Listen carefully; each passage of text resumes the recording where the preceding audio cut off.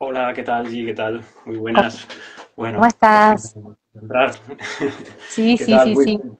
Pues encantado, encantado de estar aquí y bueno, pues con muchas ganas de hablar un poquito aquí de astrología, economía, política. Bueno, para quien no te conozca, pues Gi es economista y bueno, es astróloga también, es compañera astróloga. Y bueno, pues yo, mira, yo llevaba tiempo que, o sea, me gusta mucho el astro mundial y todo el aspecto también económico, ciclos y tal, y llevaba tiempo queriendo enfocar estos temas. Lo que pasa que, si te soy sincero, no hay mucha gente tampoco dentro de la astrología que hable más de cuestiones más económicas o incluso políticas, ¿no? Entonces, creía que era una oportunidad pues para hablar un poquito y compartir aquí cada uno nuestras impresiones desde lo que nos puede aportar el prisma astrológico, ¿no? De todo esto. ¿Cómo lo ves? Totalmente. Bueno, muchas gracias por la invitación. Para mí es un placer también. Y bueno, yo no soy una especialista en astrología mundana, pero me sucede que tengo una formación académica y también, bueno, la práctica con la economía, que son muchos años, y por otro lado con la astrología también, ¿no? Ya hace 12 años que estoy con la astrología, entonces siempre mi interés personal, vocacional y profesional mira también las ciencias sociales. O sea, soy una persona que viene del palo de las ciencias sociales, pero que actualmente se desempeña como astróloga. Entonces, me parece que no me dedico a la astrología mundial, como te decía recién, pero mi interés siempre está, ¿no? Porque es como vis a vis se van dando los ciclos y también los vas interpretando, vas captando ciertas cuestiones que en mi caso, como persona que viene de las ciencias sociales, bueno, hay ahí unas vociferaciones, unas manifestaciones que me encanta observar. Así que nada, un placer tener esta conversación muy necesaria, sobre todo en estos tiempos que no sé cómo lo vivís vos, pero en lo particular es tan incierto todo y tan cambiante y está tan acelerado que realmente es como muy difícil, ¿no? Poder anclarse en algo muy determinado o determinístico. Hay que ir como viendo, ¿no? Estamos en plena fase aérea. Totalmente, es lo que te iba a decir. Es que, claro, vivimos unos tiempos tan inciertos, es que ni siquiera los analistas oficiales, economistas, políticos, no saben el mundo ni siquiera hacia dónde va. Hay una entropía muy grande, lo vemos a nivel geopolítico, no se sabe lo que va a ocurrir apenas en un corto plazo de tiempo. Entonces, claro, yo pensaba que, claro, los que tenemos la ventaja, bueno, ventaja, simplemente una herramienta más, que es la astrología, creo que puede dar enriquecer bastante, ver desde el prisma astrológico ciertas realidades económicas y políticas, ¿no? Totalmente.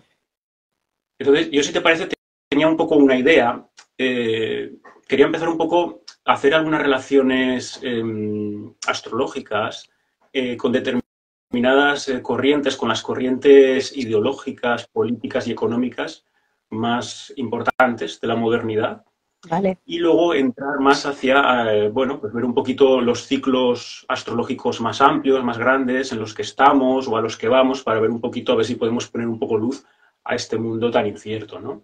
Dale. Yo se me ocurrió primero lo que es los cronocractores, por ejemplo, Júpiter y Saturno, este ciclo tan importante, pues en momentos yo he reflexionado si se pudiera establecer una analogía política con la derecha y con la izquierda. Ya sé que Mm. esto es un poco en política, pero creo que no se habla mucho, no se cuestiona, y en el sentido de que en la realidad todo tiende a polarizarse y a nivel social también. Se dice que esa dicotomía izquierdas-derechas está, que es un modelo que ya está quedando viejo, pero de algún modo u otro siempre hay una dicotomía entre un progresismo y conservadurismo, a un nivel u otro, a nivel social, ¿no? Y esto lo veo que es muy claro con Júpiter, una idea más de evolutiva, de desarrollo evolutivo, y Saturno, que es más retener y conservar lo viejo, ¿no? Y siempre está esa cosa, ¿no? Siempre hay corrientes, grupos, partidos, las mismas personas, pues más progresista o más conservadora. Y yo a veces he pensado que hay, como tiene un ciclo de 20 años, es como si cada 20 años se forma una dialéctica nueva a nivel social entre derecha e izquierda, según esta Mm. polaridad de Saturno. ¿Lo ves así también o qué te parece esa Sí, analogía? Sí. Me parece una analogía válida y muy interesante, digamos, muy necesaria de empezar a alumbrar y a ver. Eh, en, en lo personal, lo que me sucedió al momento de analizar, porque vos te refieres al ciclo de los cronocratores que, recordemos, hicieron la conjunción en Acuario y inauguraron un ciclo de 20 años y también uno de 240, un ciclo medio también. Entonces hay una transición muy importante. Pasamos de un ciclo que cambió de elemental y, como decís vos, estos 20 años donde se abre un nuevo espacio-tiempo, ¿no? Con esta dialéctica entre estos dos. Eh, para mí fue muy necesario, dado que esto se hizo en Acuario y dado que esto inauguró un ciclo aéreo, poder volver de alguna manera al Acuario mundano. Creo que eso es bastante ilustrativo porque, eh, a ver, con el Acuario mundano, si tomamos las regencias tradicionales por un momento, saquemos a Urano, ¿no? Porque está muy instalado esta cuestión de asignarle a los transaturninos regencias, y eso también es bastante polémico, pero bueno, sacando a Urano y tomando solamente la regencia tradicional de Saturno, digamos que cuáles son los significados que Saturno le entrega a Acuario mundano, ¿no? Entonces, eh, me fue muy útil rescatar esto por lo siguiente, porque de alguna manera Saturno entrega a Acuario, Acuario tiene que ver con, bueno, con las utopías, con la sociedad secular, con lo humanista, pero también está muy conectado con las revueltas populares, ¿no? Y eso es algo que típica, que queda como muy pegado con Urano, pero también está bueno entender esto, ¿no? Que Saturno está conectado con las clases trabajadoras, con los que sudan, con los sudras, y es algo que entrega al acuario mundano. ¿Cómo lo vimos en Argentina en estas elecciones, por ejemplo? Bueno, como es de público conocimiento, tenemos como presidente un candidato que abreva de fuentes libertarias, concretamente de la escuela austríaca.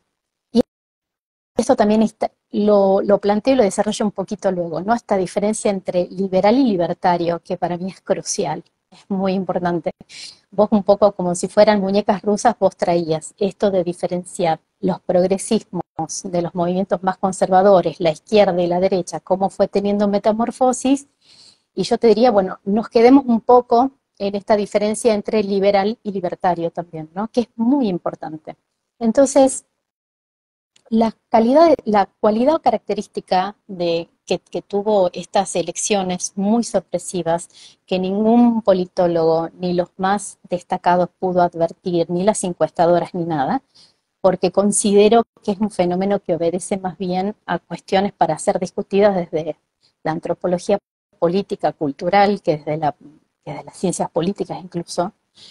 Pero este candidato de pronto traccionó a un sector, y esto es lo novedoso, porque está, de alguna manera es un candidato que está más ligado con las derechas, pero quienes lo votaron no fueron necesariamente los sectores tradicionales que son de la derecha conservadora de Argentina, del estrato socioeconómico medio alto, sino que también esto traccionó un montón de sector típicamente bajo y medio bajo. Y eso fue una sorpresa. De hecho, la primera usina libertaria se hizo en una población, acá en Argentina se le dice villas, esas aglomeraciones urbanas periféricas que suelen estar muy ligadas a la pobreza también, a los sectores bajos. En ese lugar se hizo la primera usina libertaria, como para tener una idea de la envergadura que esto tiene y que no puede ser ubicado en la derecha tradicional, conservadora, elitista, etc. Entonces, ahí tenés como un fenómeno donde, digamos, las clases medias, medias bajas se plegaron a este discurso rupturista, libertario, y hay un fenómeno adicional también. Argentina también está muy polarizada entre lo que es la región metropolitana, Buenos Aires, capital federal y alrededores, y el resto del país, que en Argentina se llama el interior, todo lo que no es Buenos Aires y capital federal. Y fue muy impactante los resultados que este candidato libertario tuvo fuera de la región metropolitana más identificada con un progresismo de clase media ilustrada, ¿no? Entonces, claramente hubo acá en esto de, volviendo un poquito, de relacionar a cómo Saturno le entrega a Acuario sus significados, cómo la periferia, lo que está en el margen, ya sea si uno lo mira geográficamente, en esta diferencia que hay entre Buenos Aires y el resto del país, y en esto de los sectores bajos, acá esto es clarísimo. Acá hay como una suerte de irrupción, de alteración del orden de cómo se venían dando típicamente en las elecciones. Perdón, estoy saliendo de un resfrío tremendo, así que estoy un poco entrecortada. Bueno, entonces ahí ya tenés, me parece, Sergio, como algo como que en lo personal a mí me instala esta cuestión, ¿no? ¿De qué hablamos cuando hablamos de liberal y de qué hablamos cuando hablamos de libertario? Porque eso me parece que es como un discurso, sobre todo en el caso del libertarismo, de los libertarios, un discurso que nuevo, ¿no? Y en ese sentido, ¿cómo queda el progresismo? También este progresismo más asociado a las regiones metropolitanas, claramente en una caída, claramente en una situación donde hay una gran crisis también con eso, ¿no? Entonces, en esto de volver al acuario mundano, en esto de ver cómo son o cuáles son los significados que aparecen ahí, es muy útil también recordar, si uno toma el mandala zodiacal y su sistema de regencias tradicionales, cómo Saturno, desde su regencia nocturna y diurna, opera como en un principio de polaridad con el Sol y la Luna, con las luces. Entonces, hay algo en el espacio acuariano que está claramente en todo lo que cae allí, cae como en una zona contrahegemónica, cae en una zona donde ese centro único o esa regencia, bueno, va a contrapelo. Y en el caso del eje, digamos, Saturno-Luna, cómo han cambiado las filiaciones también, ¿no? Cómo han cambiado, primero hay una separación y después ya, acá estamos hablando de un contexto político donde las filiaciones o cómo se venían dando tradicionalmente ya no existen más. Entonces, eh, creo que eso, en lo personal, a mí me trajo como una antesala y una advertencia importante, sobre todo teniendo en cuenta que me parece que el actual presidente, candidato libertario en su momento, inaugura también una forma de liderazgo político que está teniendo bastante pregnancia. Hay una forma libertaria o una forma de populismo que está teniendo mucha pregnancia en este tiempo también. Y me resulta en ese sentido bastante interesante poder captar cuáles son sus principales elementos. Sí, a ver, yo lo veo también en lo que comentabas, el ciclo de 20 años de Saturno-Júpiter, que han comenzado a partir de 2020, que son manifestaciones de ese aspecto disruptivo, acuariano, inesperado, como si hubiera algo que aparece de repente, algo como muy acuariano y muy experimental, muy de salto al vacío, muy de probar soluciones nuevas, a ver, porque lo viejo no ha funcionado. Entonces, forma parte un poco de ese aspecto acuariano experimental, ¿no? Y lo que decías del liberalismo, a ver, y el libertarismo sí es un tema, ¿no? Lo que pasa es que nos llevaría a esto ya. Yo lo planteaba más que nada en el sentido más filosófico de las grandes corrientes de los últimos 200 años, que es el ciclo mayor de Júpiter-Saturno que hemos cerrado de Tierra, ¿no? La era industrial del ciclo de 200 años de Tierra y ahora abrimos los 200 años de aire de la era digital. Evidentemente se descoloca esa idea de derechas e izquierdas que empieza, por cierto, en la Revolución Francesa, ¿no? Con jacobinos y girondinos, empieza ahí esa dialéctica, pero la veía como eso, ¿no? Como Júpiter y Saturno en ese sentido. Saturno es verdad que se ha asociado también a las clases trabajadoras, al campo, a la agricultura y tal, pero en el aspecto como conservador, ¿no? Que yo lo veía en las dos regencias, como a veces habla de dos derechas, ¿no? Una derecha conservadora y derecha liberal, ¿no? sería como la regencia de Capricornio y la de Acuario, ¿no? En cierto modo, ¿no? Y la exactamente. izquierda, si la asociáramos a Júpiter, ¿no? En el sentido más evolutivo, de hacia adelante, en ese sentido de progresismo más que nada, lo estoy definiendo, pues la doble regencia, Sagitario y Piscis, ¿no? También hay una izquierda muy volcada en la ideología, siempre el punto fuerte de la izquierda ha sido el ámbito ideológico, e incluso de propaganda también, que es la parte Sagitario, y el aspecto social de la regencia de Piscis, ¿no? De las izquierdas, ¿no? De atender a minorías excluidas, bueno, a necesitados, o el aspecto cristiano, ¿no? O sea que yo veía muy claro esa dialéctica Júpiter-Saturno, a grandes rasgos derecha e izquierda y en su plasmación de las dobles regencias, ¿no? Y ahora está Ujú. claro que entra en Acuario, abre un ciclo de aire y eso nos fuerza a reformularlo todo eso, pero la polaridad va a seguir estando, porque es algo arquetípico que forma parte de la naturaleza, ¿no? Absolutamente. Y sobre todo también hay algo que es también un fenómeno, no sé si exclusivo ni nuevo, ¿no? Porque si uno mira el populismo en sí como fenómeno político y discursivo, no podemos decir que sea de siglo XXI solamente, pero hay como un resurgir donde también desde el punto de vista discursivo, el populismo es mesiánico, hay un líder que es un redentor, que separa las aguas, estoy yo, están los buenos, señala, están los buenos, están los malos, es un líder que viene a redimir, en fin, eh, según sea de izquierda o de derecha, bueno, acá están los buenos o la gente de bien, como se instaló acá. Bueno, si es, no sé, de izquierda, señalará las élites económicas, si es de derecha, señalará la casta política. Entonces, el mito populista, ya que mencionamos esto de lo jupiteriano, y cómo también se va dando esa metamorfosis, cómo también, digo, volviendo a esto que un poco traías vos, es como más complicado poder ubicar las cosas de manera tan tajante, porque se van dando estas metamorfosis, donde esta derecha más conservadora o más liberal y tradicional claramente no tiene este discurso, pero de pronto esta suerte de libertarismo o de populismo en realidad instala un mito también. Hay un mito donde se señala cuál es el villano, cuál es el malo, y esta sensación de que pueden explicar, acá se usa el eufemismo, ¿no? En Argentina, la vemos. ¿La ven o no la ven?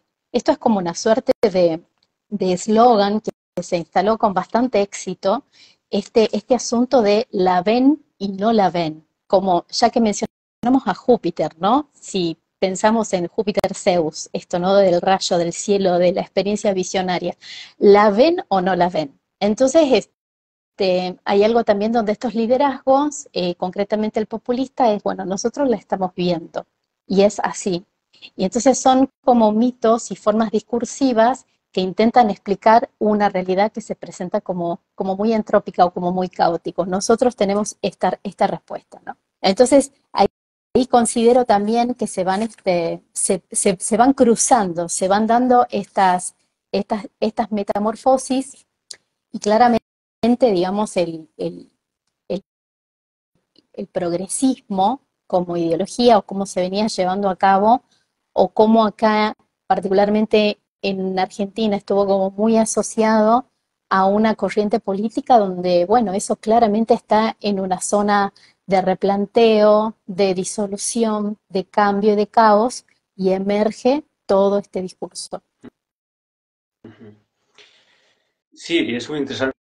También quería ahora enlazarlo con el tema de los planetas modernos, ¿no? Urano, Neptuno y Plutón, ¿no? Porque sí que es muy conocido dentro de la astrología mundana, ¿no? De Urano, pues asociado al liberalismo, Neptuno al socialismo, principalmente. Y bajo mi punto de vista, sí que es significativo, ¿no? Que, bueno, lo que es muy conocido, como digo, de que cuando se descubre uno de estos planetas hay una resonancia colectiva, en Occidente principalmente, pues finales del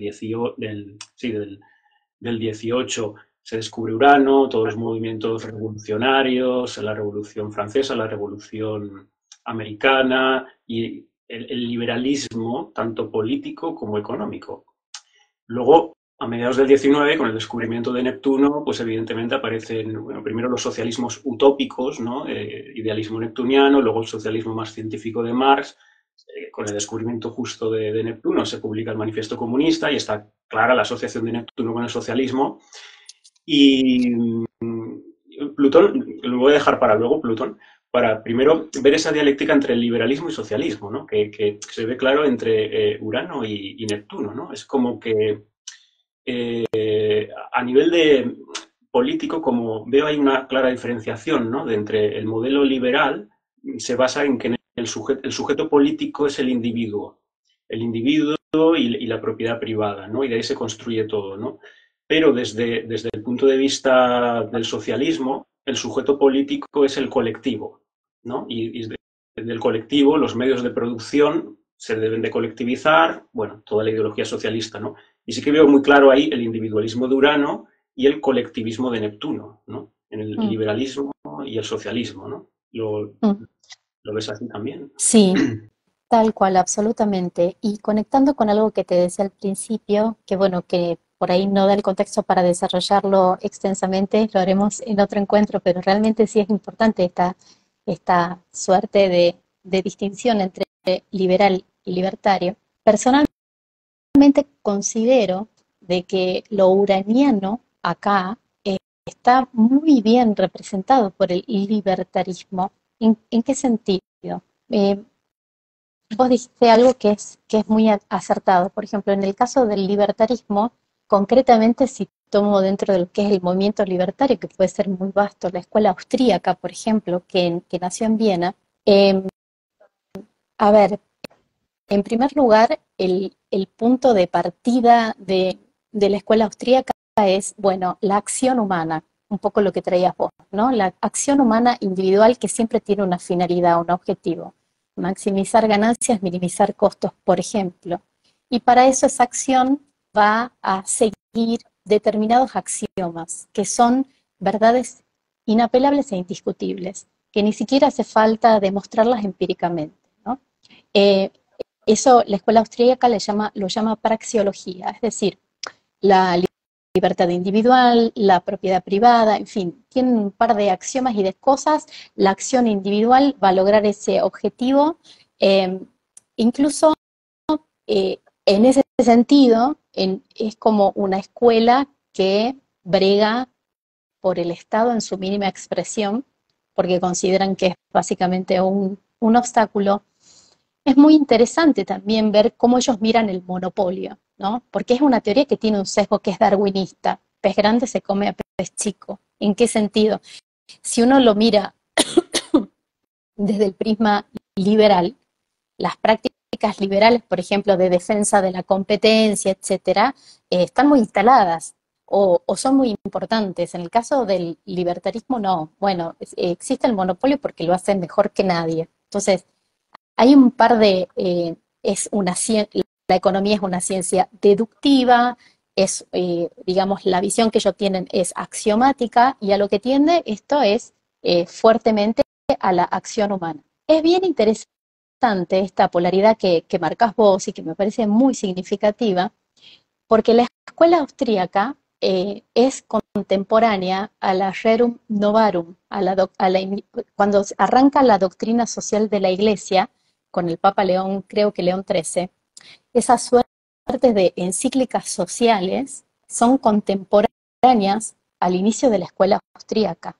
Y acá estamos en un contexto de revolución industrial donde la escuela austríaca, con todos estos axiomas, ¿no? Esto de poner al individuo en el centro, que ejerza su libertad, que alcance sus objetivos, una ciencia que es deductiva, bueno, que tendrá objetivos, no importa cómo, si es con monopolio, será con monopolio, etcétera, etcétera, etcétera. En ese sentido, la escuela austríaca es muy crítica del historicismo alemán y de todas estas formas más materialistas, digamos, y está totalmente en contraposición con la doctrina social de la Iglesia, con la Rerum Novarum concretamente, que es contemporánea, en la cual todo este contexto de revolución industrial trajo una penuria, trajo un pesar, perdón, no solamente un pensar, sino un pesar, donde lo que pasó acá es que, bueno, la iglesia, en ese momento León XIII, empezaron a discutir fuerte el aspecto moral que había en la relación entre capital y trabajo. Y es interesante porque si te fijas, el momento del Rerum Novarum, acá lo tenía anotado, ¿cuándo fue? Bueno, en algún lugar yo me lo anoté. Hay una fecha específica, creo que es mayo de 18, bueno, mayo de 1891 creo que fue el momento de conjunción entre Plutón y Neptuno en doble cuadratura con una oposición que creo que es casi partil entre Júpiter en Piscis con Saturno Virgo. Se da entonces una doble cuadratura con una oposición entre Saturno y Júpiter, esto que vos mencionabas al inicio de la conversación, donde la conjunción esta que se da cada 500 años entre Plutón y Neptuno opera de manera como muy tensa. Entonces me parece muy interesante como para ejemplificar de alguna manera o poder bordear esto que vos marcás como dos tensiones que son muy claras. En este caso, una forma más uraniana, que en lo personal la estoy, digamos, asociando más como a este paroxismo de liberalismo llamado libertarismo, muy agarrado con la escuela austríaca, y por otro lado, formas que son más piscianas, más jupiterianas, y más ligadas a un concepto que está siendo muy criticado justamente por estos movimientos más libertarios, que es la justicia social, la equidad, la justicia social, etcétera. Sí, de hecho, todo lo que son el socialismo en el sentido filosófico tiene una base claramente cristiana en Occidente. Por eso, por La hacer democracia hincapié en la cristiana. doctrina social y en la justicia social. De hecho, ha habido análisis incluso de que el marxismo no es más que una reinterpretación judeocristiana, pero secularizada, en el Ah, sentido mira. de que bueno, se pretende llegar a una sociedad final, sin clases, a una redención universal. Hay un elemento también neptuniano muy fuerte en el cristianismo, en esa doctrina social, que ya empieza desde tiempos de San Pablo, ¿no? Y bueno, y mucho antes de la secta de los esenios. También se ha señalado los esenios, que no había propiedad privada, eran comunidades de bienes, todo. Y hay una raíz ahí, judeocristiana, esenia, que se ha señalado muchas veces, que yo ahí lo veo muy neptuniano, en todos los desarrollos en Occidente de las ideologías socialistas. Lo que pasa es que, claro, en la modernidad se seculariza todo que viene de corrientes anteriores, ¿no? Y ahí siempre he visto algo neptuniano, ¿no? En ese sentido. Y el aspecto idealista, que yo veo también, porque desde la astrología sabemos que tanto Urano como Neptuno son superidealistas, ¿no? De un aspecto muy idealista, ¿no? Y del mismo modo que se señala muchas veces que el socialismo, que si no se ha realizado, que, bueno, que las prácticas han sido desastrosas, que si no se ha llegado a esa sociedad sin clases, ¿no? Se ha quedado todo en una fase de que se ha creado un Estado, un monstruo, ¿no? Al hacer la fase intermedia de la dictadura del proletariado, al colectivizar los medios de producción, lo que se ha creado es una superestructura estatal burocrática que ha acabado destruyendo ese ideal de llegar a una sociedad sin clases, ¿no? Pero es que en el libertarismo también veo un bastante idealismo, en el sentido de que muchos de sus defensores también dicen, bueno, en esa crítica al estatismo tan fuerte que dicen, que tampoco se ha llegado a un liberalismo total, a un libre mercado total, porque los estados siguen, o sea, desde su punto de vista, también es decir, lo que quiero decir, para los socialistas neptunianos, ese ideal de una sociedad sin clases, que haya más justicia social, no se ha realizado y ha sido un desastre.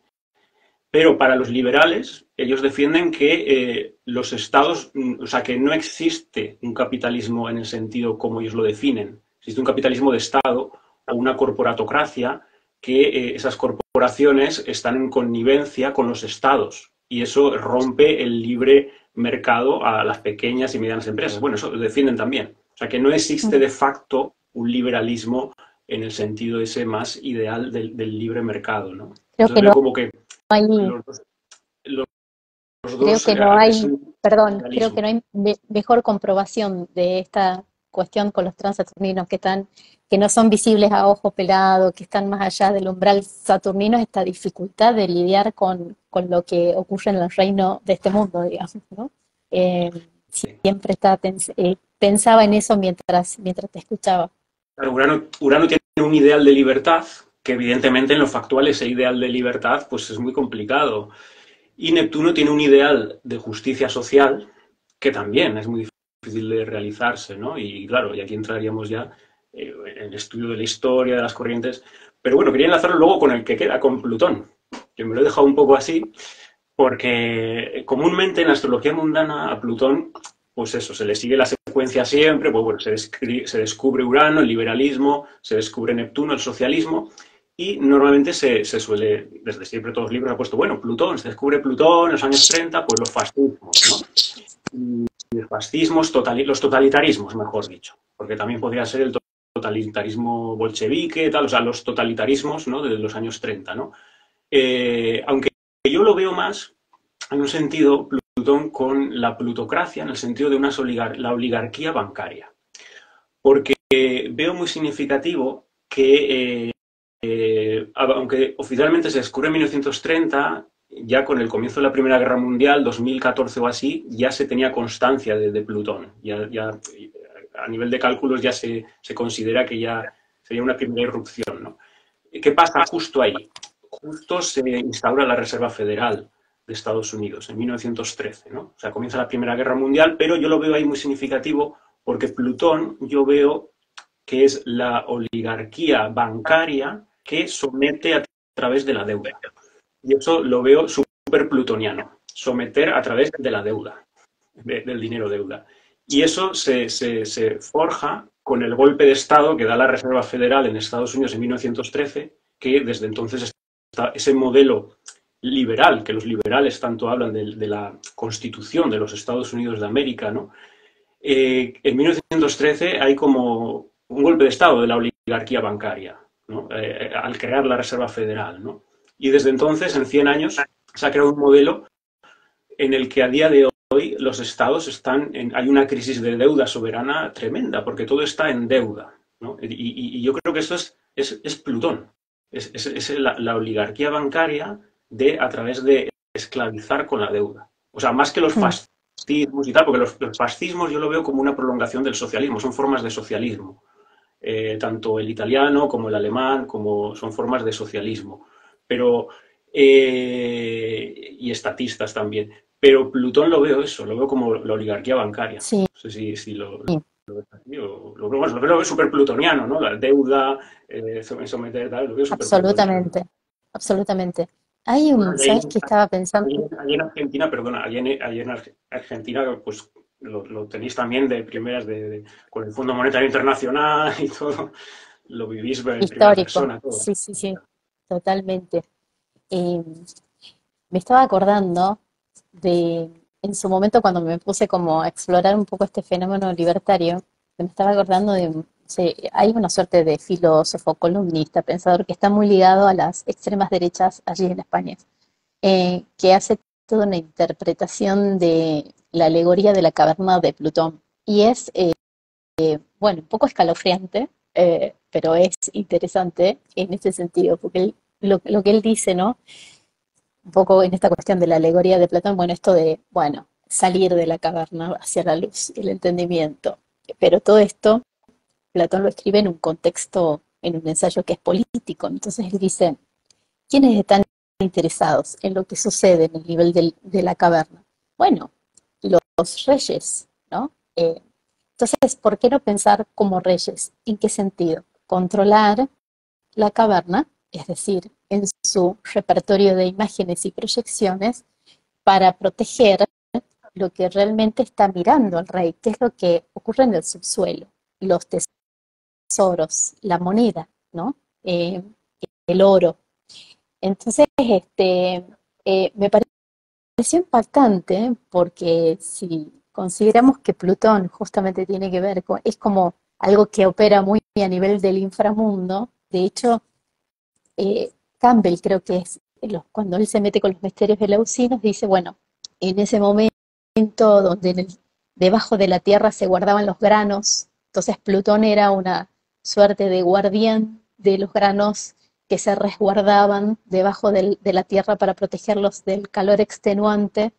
Si uno sigue con estas interpretaciones súper modernas y libertarias de, bueno, el nivel de la caverna es el nivel de la fantasía y de la proyección que protege el interés, que es las monedas, el oro, un poco estas claves simbólicas en las que yo pensaba mientras vos traías esto de Plutón, que tiene que ver claramente digamos, con la banca, ¿no? Y con el endeudamiento, que me parece que es absolutamente... Y esto del endeudamiento también, ¿no? Ya el concepto en sí, de la deuda pensada también como una captura en el nivel de la caverna. Es impresionante en 100 años cómo se ha creado un sistema de sometimiento con el dinero deuda, o sea, la liquidez es deuda, o sea, los bancos centrales manipulan la economía según si, bueno, sueltan más liquidez al mercado, hacen que fluya todo más, pero generan inflación. Luego tienen que subir tipos, como hacen ahora, tienen que recortar o hacer recortes, porque si no la inflación se dispara y generan expansión económica o contracción económica. Y desde hace 100 años, o sea, manipula toda la economía, ¿no? Los bancos centrales, generando más, inyectando más liquidez o menos liquidez, pero claro, esto crea un sistema aberrante, ¿no? Esto es desde este manejo plutoniano que estamos analizando. Un sistema aberrante que está condenado a la deuda. Estados Unidos cada 2 por 3 se reúnen ahí los congresistas a discutir para subir el techo de deuda. Hasta el último momento hacen el circo, en el último momento se ponen de acuerdo y suben el techo de deuda cada X tiempo porque tienen que seguir inyectando liquidez pero claro, es insostenible y a mayor inyección de liquidez, más inflación.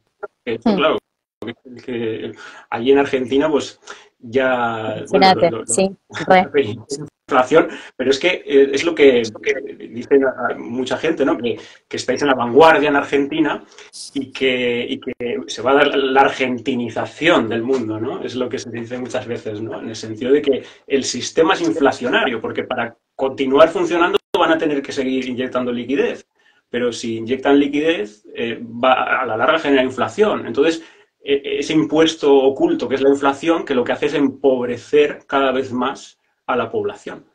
Vamos, lo veo terrorífico en el sentido plutoniano como mecanismo de manipulación, todo este sistema monetario. Sí, exacto. Hay un economista, la otra vez puso en Twitter, bueno, que ya no es más Twitter, en las redes sociales, como que los principales expertos dentro de lo que es el campo de la teoría económica del tema inflacionario son argentinos y brasileños. O sea, no hay fallas en esa lógica por todo esto que vos comentás que es tal cual. Pero también, a ver, el fenómeno de la inflación, por todo este manejo plutoniano, en ese sentido comparto totalmente y es interesante verlo, ¿no? Podemos, desde el repertorio de símbolos, de imágenes, cómo podemos ver lo plutoniano, porque hay veces que esto, ¿no? Que un poco traía a cuento, ¿no? Esto de las imágenes proyectadas en la caverna, también como esa suerte de engaño y de manipulación que básicamente nos tiene capturados y agarrados en un lugar donde no podemos ver la luz. Claramente es algo que conocemos muy bien acá en Argentina, y ya no es solamente la inflación. Igualmente creo, me parece, que no es solamente un fenómeno monetario, a pesar que acá en Argentina claramente es la causa, ¿no? Te diría que primordial. Pero si uno va a ver el fenómeno inflacionario en el mundo, sobre todo esto que está tan instalado desde el 2020 en adelante, que es un crecimiento importante en la tasa de inflación, no es solamente un fenómeno monetario. Y ahí es muy interesante ver esto, porque acá ya en Argentina tenemos la inflación inercial, la inflación nominal. Hay, mira, tantas inflaciones como shampoos para el pelo, más o menos. Imagínate, son tantos años con esto, pero ¿cómo? No, que tantos tipos de inflaciones como tantos tipos de dólares. Allí tenéis una especialización de muchas cosas que estáis súper avanzados en otros Un lugares. arco iris, un arco iris, un arco iris de Tantos cosas. tipos de inflaciones, tantos tipos de dólares, tal. Es otro universo, ¿no? Totalmente, pero lo que quería aportar con el tema inflación, porque es algo que que está siendo, digamos, muy de vanguardia, se está investigando un montón. Eh, Porque el componente, hay un componente más, digamos, como subliminal o más, no sé si tanto como invisible, pero se lo está investigando un montón, que tiene que ver también con la inflación normativa. Y es muy interesante si relacionamos todo esto con este ciclo capitalista. Cuando hablo del ciclo capitalista me estoy refiriendo al ciclo Saturno-Urano, que comenzó en 1988-89 en el grado 29 de Sagitario. O sea, estamos en un ciclo Saturno-Uraniano, que es un ciclo sagitariano, donde cómo entender un fenómeno tan jupiteriano, entre comillas, ¿no? Esto de la inflación o de la inflamación, cómo poder entenderlo en ese contexto. Y hay algo de lo que se está hablando muchísimo este último tiempo, que tiene que ver justamente con la inflación normativa. Es como que de ese 89 para adelante tenemos un contexto de democracia, de socialdemocracia, de un sistema capitalista que tiene un poco esta cualidad de una gran apertura que se dio en los 90, etcétera, etcétera. No lo voy a hacer muy largo porque también daría como para otra charla, pero lo que se está viendo mucho es que la cantidad de normativas y de normas, si pones al Banco Central como institución reguladora, si vemos la cantidad de crisis financieras, el efecto tequila, todas estas crisis de los 90, llegamos a las del 2008, que fue una crisis tremenda, vamos con todos estos rescates y estas cosas, hay una cantidad de normas y de normativas que han puesto al sistema en colapso, que hay en un punto, es como si la inflación estuviera señalando, porque todo en economía, los precios y demás son mecanismos son señales, mecanismos que informan algo, eh, como que estuviéramos en un borde, en un exceso de normativas que tornan todo muy ineficiente. Entonces tenés el fenómeno nominal, esto que vos muy bien marcabas, esto de lo plutoniano que comentábamos de los bancos centrales, de las emisiones y qué sé yo, tenés un fenómeno normativo que está hinchadísimo, inflamadísimo y es mucho. Y también tenés un fenómeno que tiene que ver un poco con el cambio de los precios relativos y está muy conectado con el cambio de las preferencias del 2020 en adelante, bueno, las guerras, etcétera. O sea, que si uno tomara el fenómeno de la inflación, podría haber como muchas cuestiones y es muy, porque es importante entrar en ese discernimiento, porque los diagnósticos, llegar a un buen diagnóstico con el tema de la inflación es bastante difícil. Y en ese sentido, si miramos cuál va a ser el signo o el color del próximo inicio capitalista, o sea, me estoy refiriendo siempre a la conjunción Saturno-Urano, que va a ser hacia el 2032 y se va a dar de manera opuesta, complementaria, partir incluso, o sea, en el grado 29 de Géminis va a ser en el 2032. Vemos cómo, yo ahí, si me permitís, no la quiero hacer compleja, pero sí me gustaría hilar algunas cosas, porque del 2026 para adelante ya tenemos consumada la entrada de Plutón a Acuario, luego será la de Urano a Géminis, también la de, no sé, la de Neptuno a Aries, en fin, se van a dar cambios en estos transaturninos, se van a dar cambios de signo y se va a agregar también hacia el 2032, perdón, este nuevo ciclo capitalista en Géminis, donde lo que me pregunto, y es realmente una pregunta, me parece importante investigar, es cómo también este tipo de liderazgo, la primera pregunta es, ¿sobrevivirá la democracia como sistema o acaso esta suerte de populismos, libertarismos que se está viviendo son una especie de transición hacia un sistema que quizás sea más compatible con este ciclo de aire? Me pregunto si la democracia puede sobrevivir, ¿no?, a la desinflación normativa.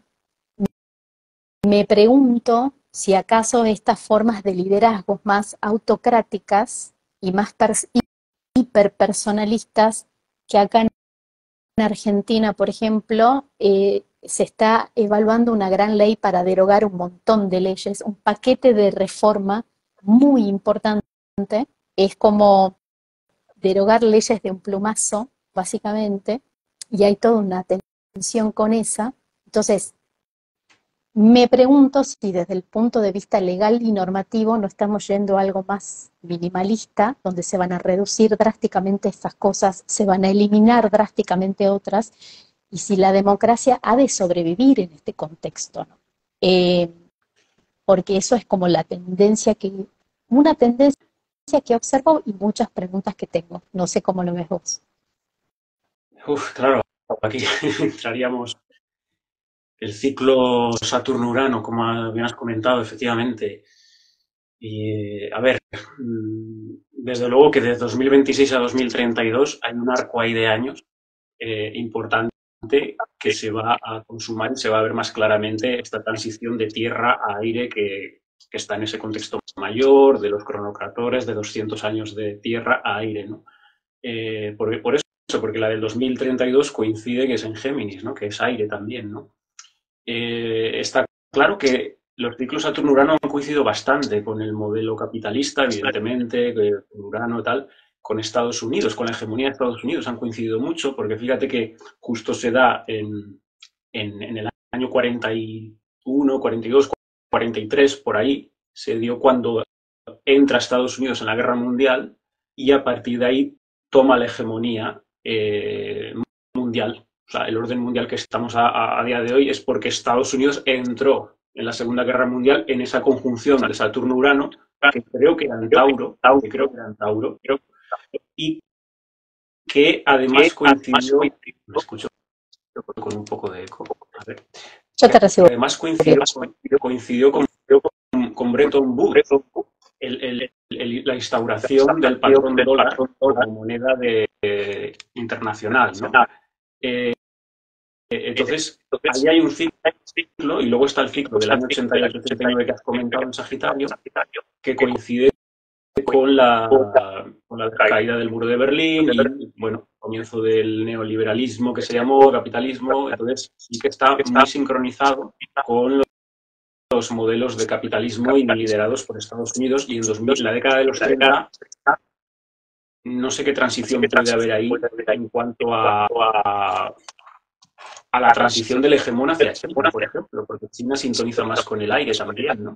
Y si eso pudiera Exactamente. transicionar más de esos modelos, el modelo estándar de democracia liberal que hemos conocido hasta ahora, hacia un tipo más de tecnocracia, ¿no? O tecnocracia, e incluso enlazarían con la gestión de la Big Data, de la inteligencia artificial a nivel político y la blockchain. Es decir, como llevar la gestión de lo político, llevarla a ese minimalismo que has comentado, pero también desde ese minimalismo gestionado a nivel más tecnificado, ¿no?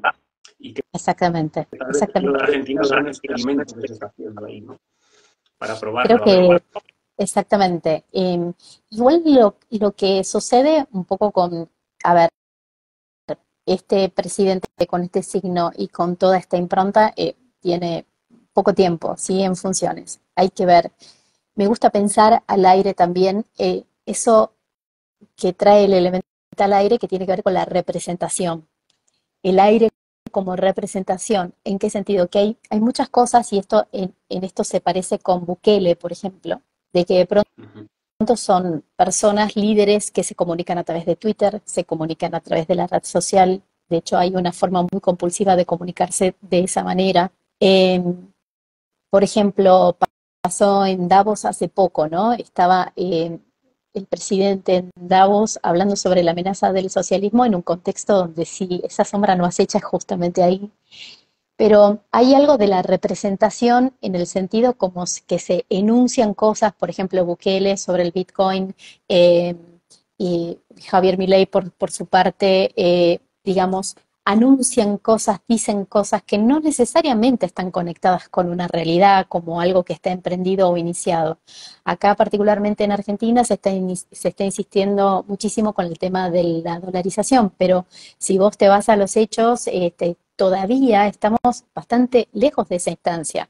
No están las condiciones de posibilidad para que eso suceda. Sin embargo, hay una insistencia con el tema de la dolarización y en el caso de Bukele con Bitcoin, en fin, se dicen muchas cosas, esto de lo aéreo como la representación, esto de plantarse como líderes globales. Hay algo de comunicarlo y comunicarlo a través de Twitter para que se entere todo el mundo que quieren instalar como esta sensación o esto de líderes globales que están conectados con todas estas herramientas de nueva era, pero la realidad, cuando te vas a lo fáctico, todavía esas condiciones de posibilidad no están. Entonces, ahí hay que, en ese sentido es bien difícil poder captar las improntas del tema aéreo, ¿no? Con todo este aceleracionismo que tienen las redes sociales también, como dispositivo principal para crear un discurso, para crear una sensación, mientras el proceso que se está cursando no necesariamente está por ahora conectado con eso. Hay que ver, está recién iniciado todo, hay que ver cómo se va desarrollando. Por lo pronto, me parece que esto que vos traías y que me resulta también impactante porque creo que de las cosas que yo más he escuchado, esto de, bueno, estamos siendo como un experimento, ¿no? Y de pronto en su asunción y a nivel de repercusión, esto está teniendo una repercusión tan grande, y que yo creo que se está mirando eso, ¿no? Y me resulta también impactante cómo un fenómeno marginal se convierte en central. Esto que, conectando con lo que decíamos de lo aéreo y de lo acuariano, como lo que estaba en una periferia, en un borde, en un margen, está en el centro, ¿no? Y cómo esto también empieza a ser bastante orgánico con la tecnocracia, también vos mencionabas también, ¿no? Como, como toda esta hegemonía tecnológica que encuentra en esos discursos y en esas formas de liderazgo algo muy afín. Claro, es que es muy acuariano en el sentido de experimental, Y nuevo, experimental. y que también es como contradictorio a veces, ¿no? En el caso de Argentina, por ejemplo, dolarizar. Pero es que medio mundo, los BRICS están intentando desdolarizarse, por ejemplo. O sea, hay medio mundo que se quiere desdolarizar ahora mismo, otra gente que se quiere dolarizar. Luego está el tema de Bitcoin y El Salvador, que también quería comentar para acabar alguna cosita. Pero veo como que, claro, dolarizar, sí, es lo que he comentado, el patrón dólar se establece con Bretton Woods, luego viene en el 71 Nixon, que el dinero fiat, la desligación del oro. Entonces, claro, de ahí realmente se ha señalado que viene todo el tema inflacionario, que se dispara la inflación y la pérdida de poder adquisitivo del dólar desde que se desliga del oro principalmente, ¿no? Desde los años 70, ¿no? Y se empieza a emitir más. Porque, claro, Estados Unidos con la guerra de Vietnam entró en bancarrota, por decirlo así, y necesitaba, para seguir imprimiendo, desligarlo del oro, ¿no? Entonces, se crea ya un sistema muy aéreo, por cierto, de este dinero deuda, y claro, es lo que decíamos antes de la inflación. O sea, creo que el dólar en 100 años ha perdido un 90 y algo por ciento de poder adquisitivo. Y el euro, por ejemplo, en 20 años que lleva de existencia, creo que ha perdido un 30% de poder adquisitivo el euro. O sea, para que veamos un poco, tengamos un poco la idea, ya sé que en Argentina eso puede dar risa, pero se supone que son monedas fuertes, el dólar, el euro, y ves que pierden, pero una barbaridad también con las décadas. Y entonces esto me lleva a que el problema no es tanto dolarizar o no. Sí que es verdad que de las monedas fiat el dólar es el más fuerte y tal vez también el franco suizo, pero el tema está más entre el modelo del dinero fiat y, y otros activos duros, ¿no? Que aquí entraría también el Bitcoin y lo que se está intentando probar, por ejemplo, en El Salvador, y lo que es eso, el modelo de fiat, que es el modelo viejo, que es un sistema que no funciona, hacia otros modelos experimentales, ¿no? Y aquí, pues, quería ver también cómo ves este tema, y también desde Argentina, el tema de la bitcoinización, porque hay muchos usos de Bitcoin, pero como necesidad, en el sentido de que es un activo no fiscalizable, no confiscable por el Estado, que rompe las barreras, ¿no? Que rompe la barrera entre los Estados. Ahí en Argentina, por ejemplo, tenéis un problema tremendo, mucho para mover divisas, para mover dinero fuera, ¿no? En cambio, el Bitcoin y las criptomonedas solucionan ese problema. También en Cuba, en Venezuela, y claro, está habiendo una adopción masiva en muchos lugares, ¿no? Aunque hay muchos usos, ¿no? Y eso yo creo que está rompiendo también mucho el modelo del dinero fiat controlado por los bancos centrales y que abre mucho Plutón en Acuario también, ¿no? Hacia Exactamente. un modelo de poderes más descentralizados, ¿no? A través de la blockchain. Acá están comentando que hay problemas con el audio, que no se escucha bien. Sí, Ya hay varios comentarios. me ¿Puede ser? oigo un poco yo con eco. A ver, todavía la cuestión con el Bitcoin sigue siendo como un fenómeno bastante marginal, o sea, no está instalado. Astrología Sacra es el que tiene mal el sonido, sí, bueno, ok, bueno, ahí estamos tratando de regularizarlo. Todavía es un fenómeno marginal que no está demasiado instalado. Creo que con lo que, no sé, acá el problema con el que estamos lidiando más son con las dificultades cambiarias, ¿no? Con esta cantidad de dólares, con esta dificultad también en las divisas, en los tipos de cambio que hay de todos los colores, de todos los sabores. Todavía el fenómeno del Bitcoin y de la moneda digital no está haciendo algo, incluso no está haciendo algo que a nivel del discurso o de lo que se empezó a hablar de monedas digitales se trajo algo, pero a nivel de, no sé, de todo el dispositivo de comunicación de nuestro presidente, que básicamente es Twitter, no es un tema que se ha instalado. No, como si, por ejemplo, no sé, en El Salvador o con Bukele, no está teniendo ese énfasis y en términos de participación y de envergadura no está siendo un tema todavía como súper, no sé, relevante, no es que está instalado. Creo que con lo que estamos más reñidos y sí es un sainete diario, es el tema del tipo de cambio peso argentino dólar, ¿no? Ahí es donde estamos monotemáticos y todas las dificultades de poder transaccionar con esa moneda. Pero coincido con vos en esto, ¿no? De que la entrada de Plutón a Acuario, si empezamos, como si seguimos la línea de lo que dijimos antes, ¿no? Como Plutón, esa suerte de guardián de los hilos, de lo que está debajo de la Tierra, en la forma de oro, de moneda, de metales, de granos, etcétera. Eh, y digamos, vemos como digamos, la entrada de Plutón a Acuario es como la tecnología, las nuevas tecnologías a disposición de esto que calculo que esto empezará, yo espero también, ¿no? Me gustaría quizás tenerlo un poco más claro el tema de Bitcoin y de estas nuevas tecnologías. No la tengo tan claro porque quizás acá localmente estamos lidiando más con otros temas, ¿no? Pero sí coincido con vos que esto va a empezar a estar muy instalado también, ¿no? Todavía acá en Argentina no está siendo un fenómeno preponderante. Claro. Sí, yo lo veía más en el sentido de que Acuario, no sé si me escucha bien o no. Bueno, Acuario es más lo descentralizado, ¿no? Mm, Desde el paradigma astrológico, pues que es el opuesto a Leo. Leo es lo exacto. centralizado.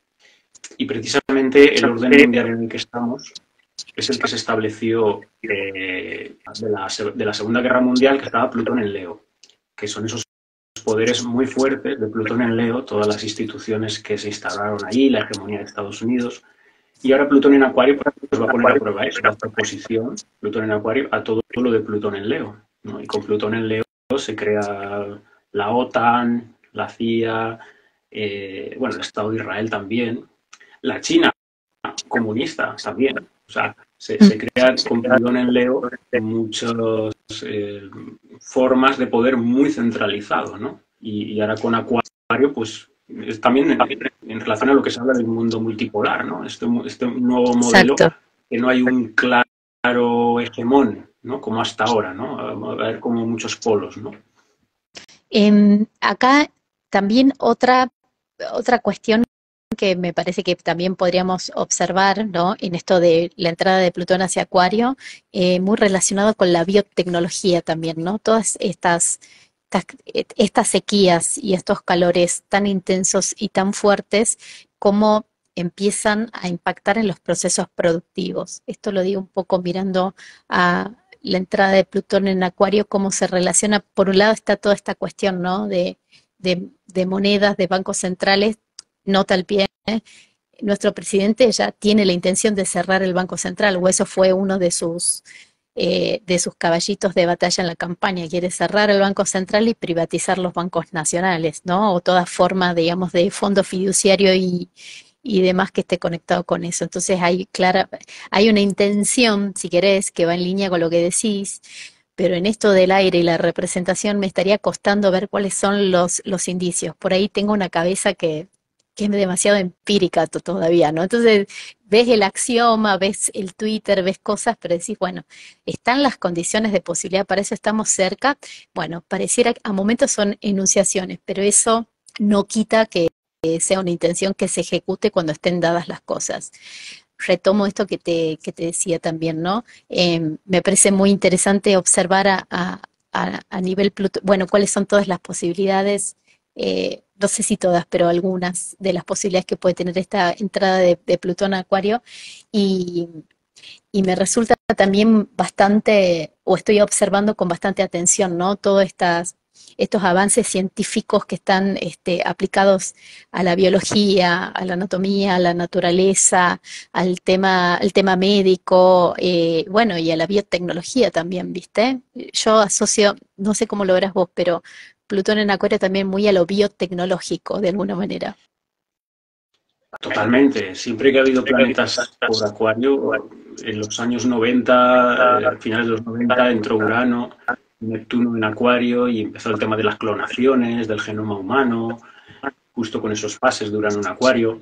Siempre hay un elemento como muy biotecnológico con Acuario, con pases de Acuario, que también se enlaza con el transhumanismo y todo esto, ¿no? Y está claro que estos próximos años de Plutón en Acuario lo va a potenciar más todo esto, ¿no? Mm, así Pero bueno, es. yo, si quieres para ir acabando, que llevamos una horita, Ah, ok, yo lo que veo es bastante. que, bueno, es, mm, es muy incierto todo, o sea, el mundo en el que estamos es muy caótico, hay guerras también, o sea, es cuando se desintegra un imperio, proliferan las guerras también, ¿no? Yo lo veo estas guerras como un síntoma del desbancamiento del hegemón angloamericano.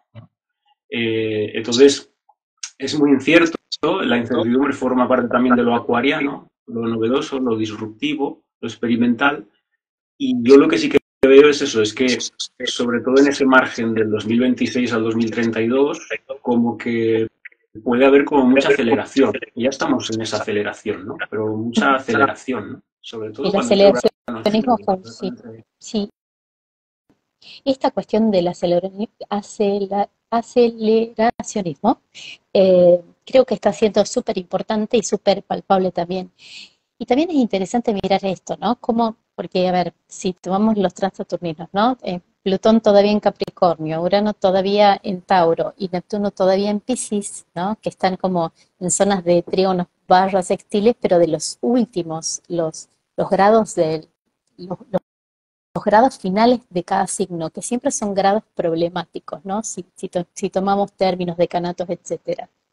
Entonces, hay algo donde estos tres grandes están como interactuando desde esta polaridad aire-tierra, ¿no? Qué interesante la transición hacia un 2026, donde van a seguir estando en zonas, digamos, de trígono barra sextiles, pero cambian la polaridad, van hacia una polaridad aire-fuego.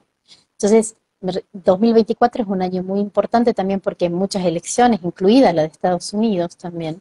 Un año particularmente caliente en ese sentido, como si 2024 y 2025 fueran eh, eh, transiciones, ¿no?